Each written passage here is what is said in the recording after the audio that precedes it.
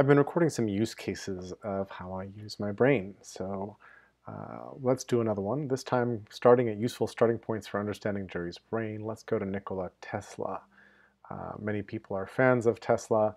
I have him under People Who Grok Nature, where grokking is actually the sort of deeper than understanding from the book Stranger in a Strange Land by Robert Heinlein, who was a bit of a misogynist and also a science fiction author. He wrote Starship Troopers, a whole bunch of other things. But Tesla, alongside Victor Schauberger, Lynn Margulies, Mei-Wan Ho, a bunch of other people, really, I think, understood nature in a deep way, in a way that other people probably don't normally perceive.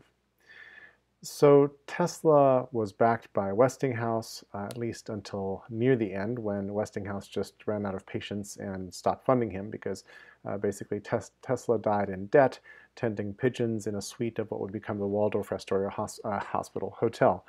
Um, he died poor, and his laboratory burned down at one point, and his main competitors in life were Thomas Alva Edison and Giuliano Marconi. Marconi gets the credit for inventing radio. Edison gets the credit for electricity, the light bulb, a series of other things. But Tesla actually invents alternating current. And when he invents it complete. So everything from the generators to high tension wires that carry electricity all the way down to cities, to substations, to the local cabling, to the plug in your wall, and how motors connect to it. All of that he envisioned, drew, and then went out and built. You can hear some of this if you Google War of the Currents. Wikipedia has a nice page on it. There was a movie I was really looking forward to called The Current War, directed by Alfonso Gomez Rejon, with Benedict Cumberbatch in it, a person whose name I don't fully understand. He also did Sherlock, Amazing Grace, Avengers, a bunch of things. But The Current War, unfortunately, is a Weinstein Company production and got stuck because it happened exactly when Harvey Weinstein was finally, after so many years, uncovered for what was going on. So the problem with the war of currents is that Tesla invents alternating current, and Edison is a big believer in direct current. And Edison has already wired up a little piece of Manhattan with direct current, and he's trying to sell everybody on the idea of direct current.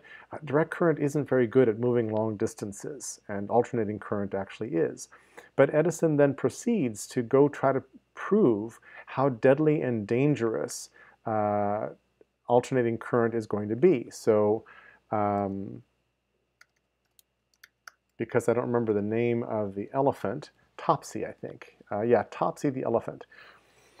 So Edison invents the electric chair to show how dangerous alternating current is actually going to be. And you can go find a video on YouTube. Here's Electricity Can Kill. Here's a couple versions of the Topsy video, because he has Topsy not in a chair, but actually with manacles electrocuted. And Topsy was an elephant that had gone a little crazy at a fair and had killed somebody. So there was a death sentence out on this particular elephant. But Edison was pretty devious and went to quite the extremes to knock out Nikola Tesla. Tesla was also an eccentric tech genius. I have other people in this category like Nolan Bushnell, Ted Nelson, who are both still alive, John McAfee, John Walker. All of these are under eccentric people. Larry Vasey, Josh Harris, Walter Pitts, in fact, Paul Erdos, who was a mathematician. So you've heard of the Erdos number, right?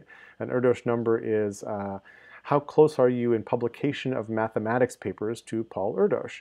And the funny thing about Erdos was that he would go around, he would for the last years of his life, he really didn't have a domicile. He would show up at a mathematician's house, I'm assuming announced or something, but he would show up, they would open the door and he'd say, "My brain is open." And in fact, there's a biography of Paul Erdos by Bruce Schechter called "My Brain is Open." So Erdos was basically a true eccentric. He also was insanely productive, possibly because he took a lot of amphetamines. So if we go back to Tesla, many things that Tesla invented, wireless power transmission is one of the things he was working on at the end. logic gates, alternating current, as I said, radio, terrestrial resonance, remotely operated vehicles, the Tesla coil, which is, of course, he's very famous for. Wireless power transmission was what he was working on toward the end of his life. In fact, he was trying to do that with the Wardenclyffe Tower. So let me make that connection here, because he was busy doing that. And Wardenclyffe is in Long Island. Let's actually make the connection to Long Island. And it turns out that the oatmeal, let's go find Nikola, and then I'll show you that when I get a lot of thoughts under something, I usually create a thought called articles about the thing, and I color it yellow so that it's easy to find. And here we will discover a lovely, lovely piece by the oatmeal, who is Matthew Inman, sorry. And in this piece, he says why Nikola Tesla was the greatest geek who ever lived. So if I click on this link, it will launch my browser to that lovely scrolling testament to all the kick-ass things that Nikola Tesla invented.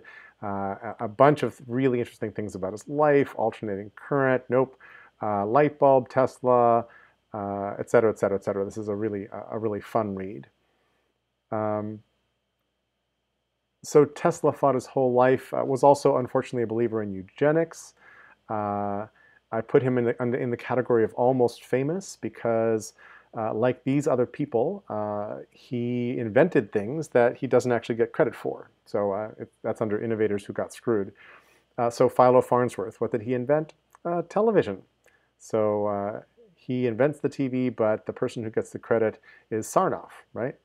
I'm almost famous, let's see. Elisha Gray invents the telephone and puts his patent in 2 hours after Alexander Graham Bell puts his patent in. The funny thing is that Gray's patent, as published, as submitted, actually would work.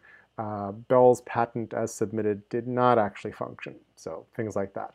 Anyway, this is a fun little tour starting from Nikola Tesla to see the different kinds of things that that I can connect to from my brain, and just to give you a feeling for how moving around the brain actually works. So Tesla was an OCD sufferer like Howard Hughes and a couple other people. So OCD is obsessive compulsive disorder, which is under types of mental disorder, under psychological conditions, different from neurological deficits. These are actually disorders. So affective disorders, borderline personality disorder, obsessive compulsive disorder, on and on. And again, where you see these little favicons, that means I've attached links. In this case, the W means that it's a Wikipedia link, as you might suspect. So thanks for watching. I think this has gone on longer than I meant to, but you know, Nikola Tesla is a good starting point. Thanks.